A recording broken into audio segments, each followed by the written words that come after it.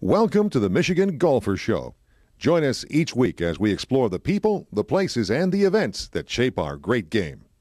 Hi, I'm Jack Berry, and I'm here at Bloomfield Hills Country Club for the Great Lakes Sports Publications and the Michigan Golfer.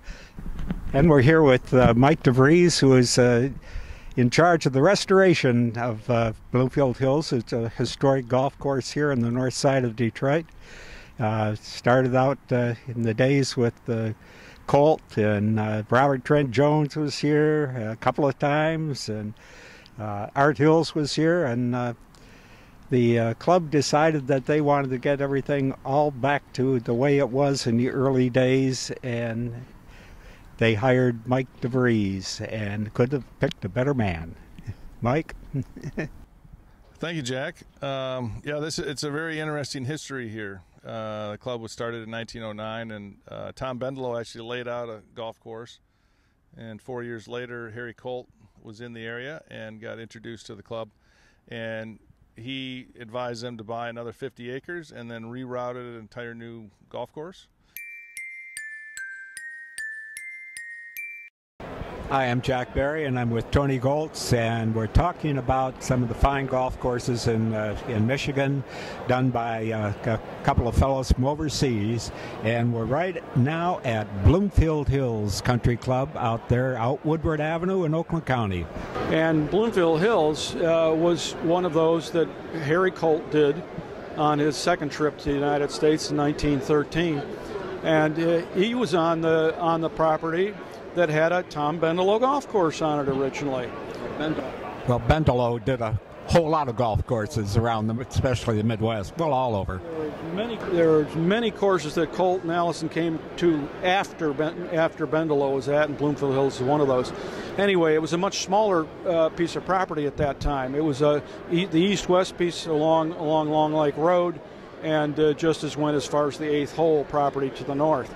When Colt came in 1913, he suggested they buy another 40-50 acres, which was along Losser Road going up to the north.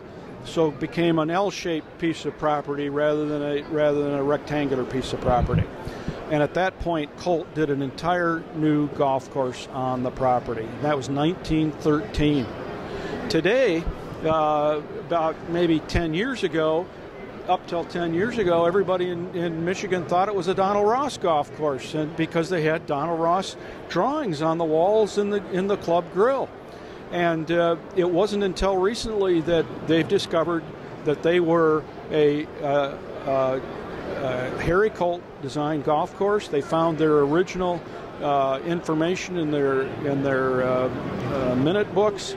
And there was, well, they would be thrilled too, because Colt also was engaged at Pine Valley, which is regarded by about everybody, including the Lord, I think, is the #1 golf course in the world. Very, very fine golf course that was both Colt and Allison were involved in Pine Valley, and so Bloomfield Hills got a lot of press out of the change, and rather than being just one more Donald Ross golf course in Michigan, they are now one of the only golf courses that are just by Colt. Allison was not involved. So what a tremendous honor for them, and a tremendous find for the golf course architecture community.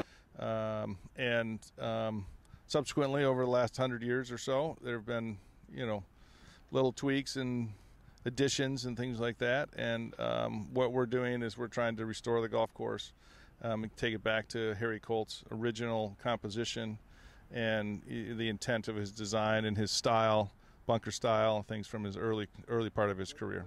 How do you feel when you first come here, first drive into the place, and do you take a cart and go all the way around the course and see the way it is or the way it was, or how does that happen? So the process, you mean, as far as well, a lot of times I'll try and tour the golf course just to get a sense of it if I don't know the golf course right away. So I'm looking at a variety of things, and a lot of times the superintendent will be with me because he knows the property really well. He knows I'll have questions maybe about drainage or trees or infrastructure and things that he would have knowledge of and understanding. So I'm trying to get an overall feel for the property and for what's going on with the golf course and understand the golf holes.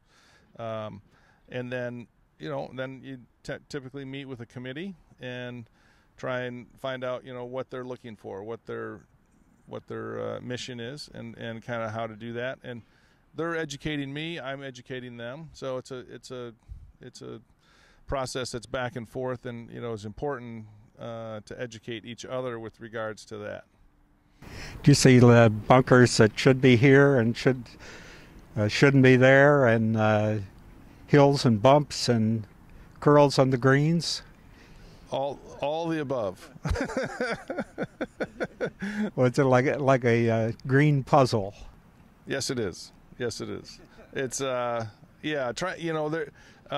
Lots of things happened. For golf courses in the post World War II depression, where things were really got out of whack from the 20s when a lot of courses were built or earlier, and with that 15 years of turmoil, a lot of lack of maintenance.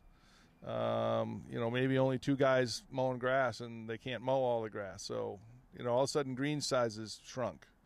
And then he brought in irrigation in the 50s, and it was typically 1 row down the middle, and and then it's like, wow, we can only water. So, wow, it's great. We got green in the middle, and then, it's all brown out here. We start planting trees, and that's well-intentioned, but maybe not the right thing for the golf course. So we're trying to understand and reclaim some of those traditional values and make it fun and exciting for all levels of player, because most places aren't having a tournament. So, besides a club tournament or something fun. So, well, how many tees? And nowadays, you get more forward tees.